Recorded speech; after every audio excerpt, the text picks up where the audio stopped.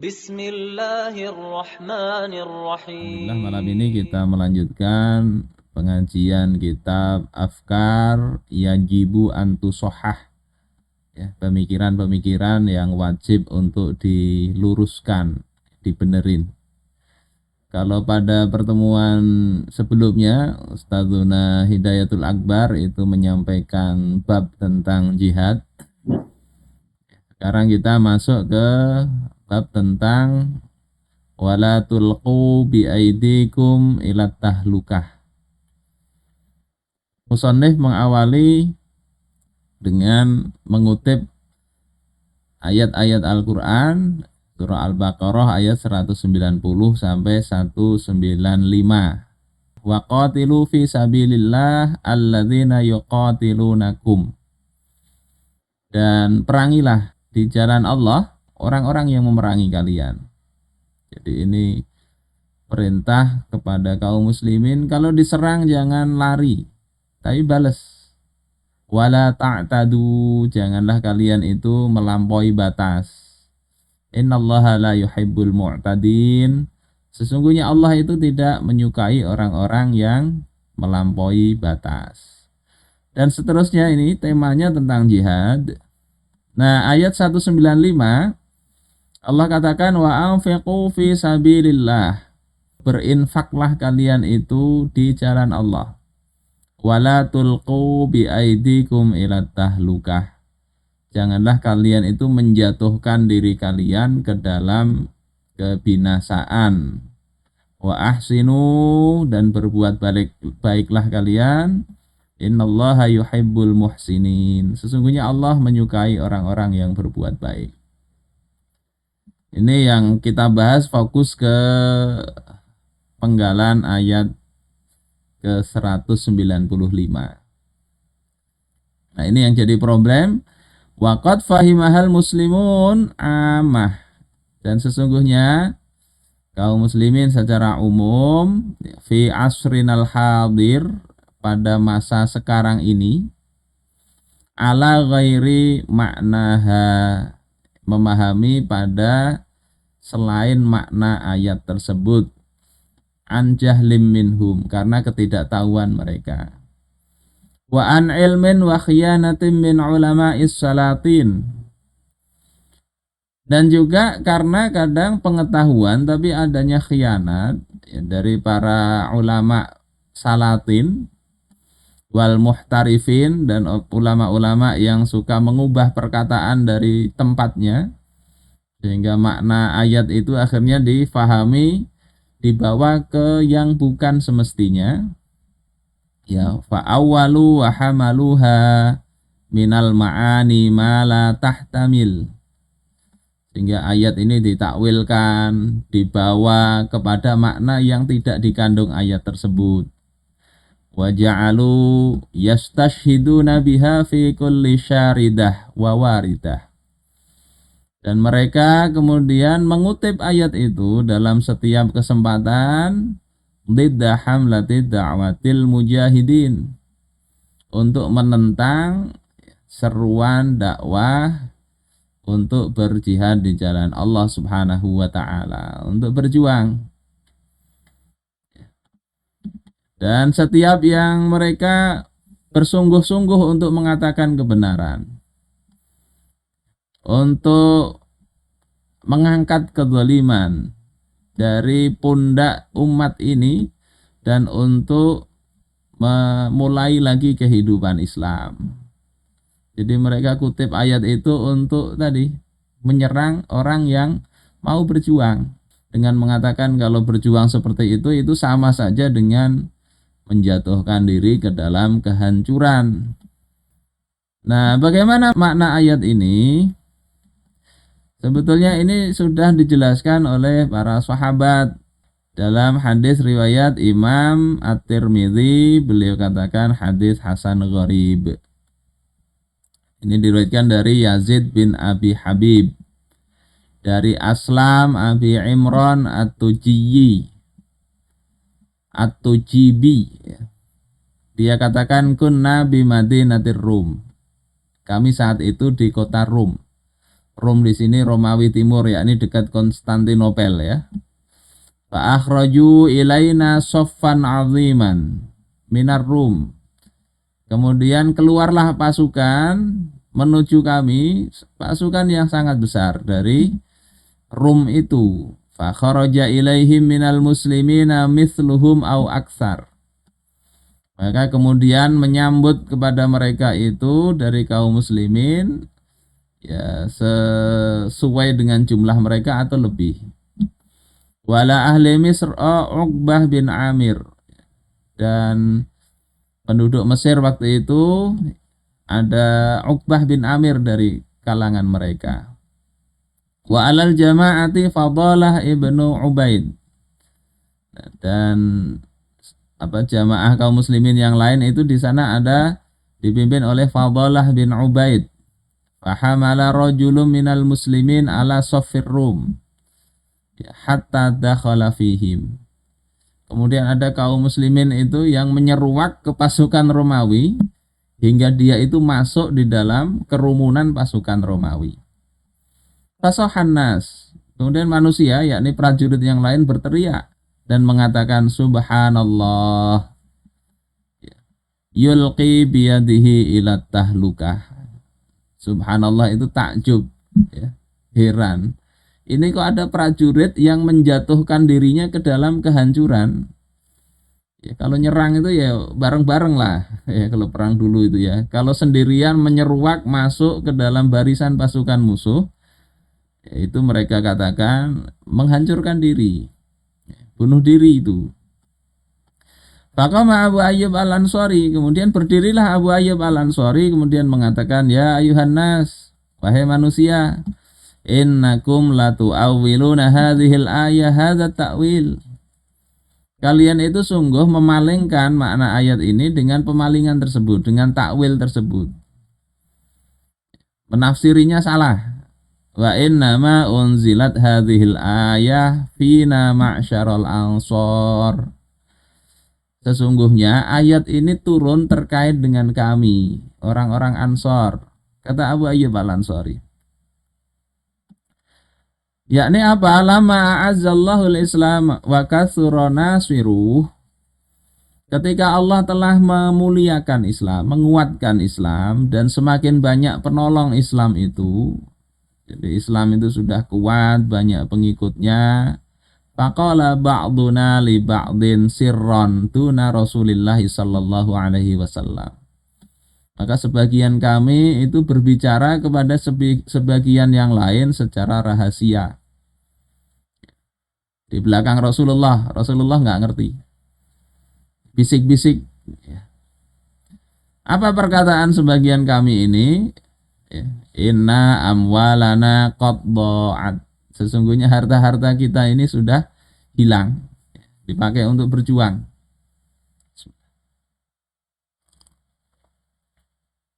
Wa innallaha qad a'azzal Islam wa katsura nasiruh. Dan sesungguhnya Allah Subhanahu wa taala telah menguatkan Islam dan memperbanyak penolong agama Islam itu. Falau aqamna fi amwalina fa aslahna ma dha'a minha. Andai kami ini dulu itu enggak menginfakkan harta kami, tentunya ya akan adalah harta kami itu enggak akan hilang tadi. Ini begitu harta digunakan untuk berjuang, begitu Islam kuat banyak sudah yang menolong, kita enggak punya harta. Rupanya ada juga pemikiran begitu dan itu disampaikan. Sehingga ya sisi ini sisi manusiawi kadang ya. Kadang kita yang ikut berjuang nggak ikut menikmati, hilang itu sudah hartanya hilang. Wa anzalallahu ta'ala ala nabiyhi sallallahu alaihi wasallam yaruddu alaina ma qulna. Maka Allah Subhanahu wa taala menurunkan kepada nabinya firman Allah yang membantah kepada kami, menolak perkataan kami itu, yakni ini, wa anfiqu fi sabilillah wa la tulqu bi aydikum ila tahlukah. Infakkan harta kalian di jalan Allah Jangan jatuhkan diri kalian ke dalam kehancuran. Fakanatit tahlukah al-iqamata 'alal amwal wa islahiha. Maka yang dimaksud dengan kehancuran di sini itu adalah ya mengurusi harta itu, enggak menafkahkannya. Wa taraknal ghazwa, dan kami tinggalkan peperangan, tinggalkan jihad bersama Rasul. Sibuk ngurus harta, enggak menafkahkan harta di jalan Allah, itu yang namanya kehancuran. Famazala Abu Ayyub syakhisan fi sabilillah hatta dufina bi ardir Rum.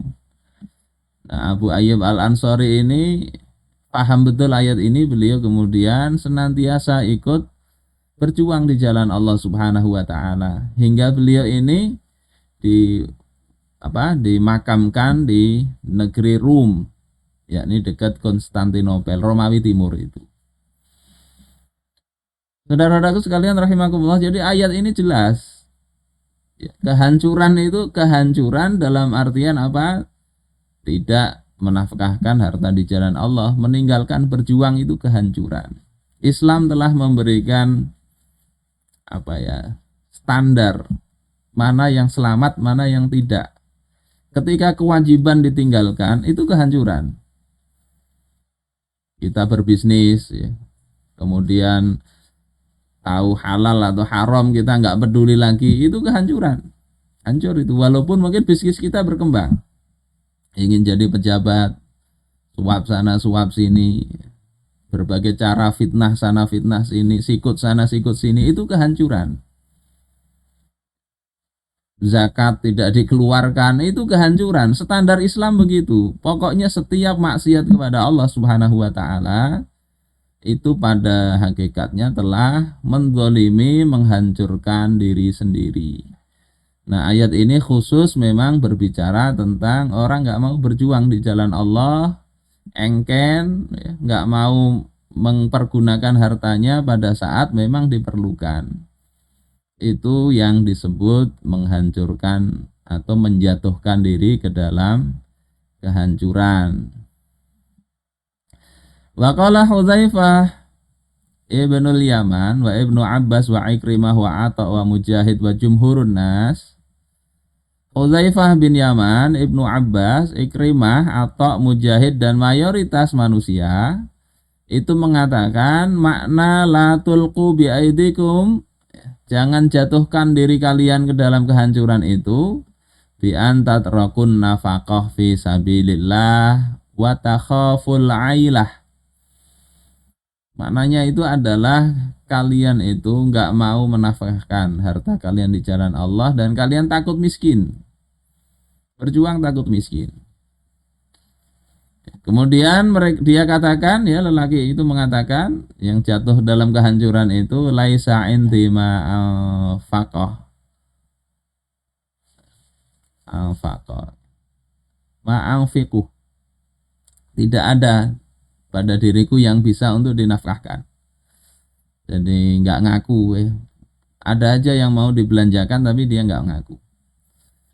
Wa ila hadzal makna zahabal Bukhari, dan kepada makna inilah Imam Al-Bukhari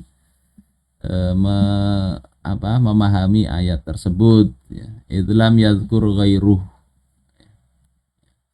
ketika tidak ada menyebut yang lain. Wallahu a'lam. Dan dengan walihada faqaulul haq wa hamlud dakwah, atas dasar ini maka perkataan yang benar, kemudian hamlud dakwah li isti'nafi hayatin islamiyah, mengemban dakwah untuk memulai atau melanjutkan, memulai lagi kehidupan Islam. Wa jihadul kafarah wal khawanah wa asya'ihim, kemudian memerangi orang-orang kafir, kemudian orang-orang khianat dan yang kelompok-kelompok mereka, laisa ilqa'an bil aidi ila tahlukah, itu bukanlah menjatuhkan diri ke dalam kehancuran. Jadi Walaupun mungkin ya itu efek atau konsekuensinya itu bisa jadi susah juga hidupnya di dunia ini, urusannya bisa dipersulit. Tapi Allah berikan kelapangan insya Allah subhanahu wa ta'ala. Kelapangan hati, kelapangan pikiran, Allah kasih itu. Jadi menyampaikan kebenaran ya, tidak menjadikan itu sama maknanya dengan menjatuhkan diri ke dalam kehancuran, bal huwa ilqaun bil aidi ilal izzi wasu'dud, tetapi itu justru menjatuhkan diri kepada kemuliaan dan kehormatan, ilan nasri awis syahadah, menjatuhkan diri ke dalam kemenangan atau syahid, ila intisaril haq wa izhaqil batil, menjatuhkan diri untuk memenangkan kebenaran dan menghapuskan kebatilan. Karena itulah Rasulullah Shallallahu Alaihi Wasallam mengatakan Sayyidu Syuhada Hamzah. Hamzah, penghulu para orang syahid itu adalah Hamzah. Kemudian sini siapa? Warajulun qama ila imamin jair. Seorang lelaki yang dia berdiri di hadapan penguasa yang sewenang-wenang. Di sini pakai wa, jadi ini penghulu juga, penghulu para syuhada. Orang yang berani menasihati siapa? Imamun jair, penguasa yang sewenang-wenang, fanasohahu faqatalahu. Dia memberikan nasihat dan dia dibunuh. Jadi ini bukan, oh ini menjatuhkan diri dalam kehancuran, bukan, ini menjatuhkan diri dalam kemuliaan. Ini dalam riwayat Imam Al-Hakim. Hadis ini bicara ke Imam Jair, yakni penguasa walaupun muslim tapi dia sewenang-wenang. Misalnya kayak Hajjaj bin Yusuf Ats-Tsaqafi dinasihati oleh Sa'id bin Jubair, dibunuhnya Sa'id bin Jubair. Apalagi kalau penguasanya itu penguasa yang dia mengganti hukum syariat ya, mengumumkan perang terhadap Islam atau hukum-hukum Islam, maka penguasa seperti itu lebih layak untuk kita bersikap, menyampaikan apa adanya, menyampaikan kebenaran di depan mereka itu. Ini tentunya kalau kita siap. Dan itu tidak ada kehancuran di situ insya Allah. Begitu juga dalam hadis riwayat Imam An-Nasai dan Ahmad, ada seorang lelaki bertanya kepada Rasulullah Shallallahu Alaihi Wasallam, Ayyul jihadi afdal? Jihad apa yang paling afdal? Maka Rasulullah katakan, kalimatu haq, kalimat yang benar, inda sultanin jair, di depan, di sisi penguasa yang sewenang-wenang. Karena sikap seperti inilah masyarakat itu bisa bagus. Kalau para ulama ya, para cendekiawan itu berani menyampaikan yang benar supaya sesuatu berjalannya masyarakat bangsa itu berada di jalan yang diridhoi Allah Subhanahu wa taala. Ini yang dilakukan oleh Imam Al-Bukhari sehingga bersengketa beliau dengan penguasa daerah sana. Yang dilakukan oleh Imam Asy-Syafi'i, Imam Izzuddin bin Abdissalam, Imam An-Nawawi, Imam Malik. Dan ini juga yang dilakukan oleh para ulama-ulama setelah mereka. Jadi itu yang bisa menjadikan masyarakat itu masih baik kalau masih ada yang berani menyampaikan itu. Masalah nanti secara fisik itu akan susah atau akan tetap mulia di sisi manusia, itu urusan Allah Subhanahu wa taala. Ada Sa'id bin Jubair yang dibunuh oleh Hajjaj bin Yusuf. Tapi ada Imam Hasan Al-Basri sama mengoreksi Hajjaj bin Yusuf Ats-Tsaqafi. Tetapi Imam Al-Hasan Al-Basri tidak diapa-apakan. Nasib orang beda-beda. Tapi yang jelas mereka tetap sama. Sama dalam artian mereka menyampaikan kebenaran itu. Imam An-Nawawi diusir dari Damaskus. Tetapi Imam Izzuddin bin Abdissalam itu tidak diusir beliau, bahkan dihormati. Sama-sama ulama, sama-sama yang diprotesnya itu kebijakan negara ya ketika mau memungut pungutan kepada rakyat. Tapi beda hasilnya. Itu urusan Allah Subhanahu wa taala. Saudara-saudaraku sekalian rahimakumullah, Ini banyak ya, kalau masa dahulu para sahabat itu dikatakan oleh musannif laqad kana katsiran min fuqara'il muslimin ar-raghibina fil jihad. Banyak di antara orang-orang fakir dari kaum muslimin yang mereka itu sangat menginginkan untuk berjihad, untuk berjuang. Wa dzauti an minhajillah wa rayatil aqidah. Mereka ingin membela metode Allah Subhanahu wa taala, metode sistem kehidupan yang telah Allah gariskan. Mereka bela itu. Juga panji-panji akidah Islam. La yajiduna ma yuzawwiduna bihi anfusahum.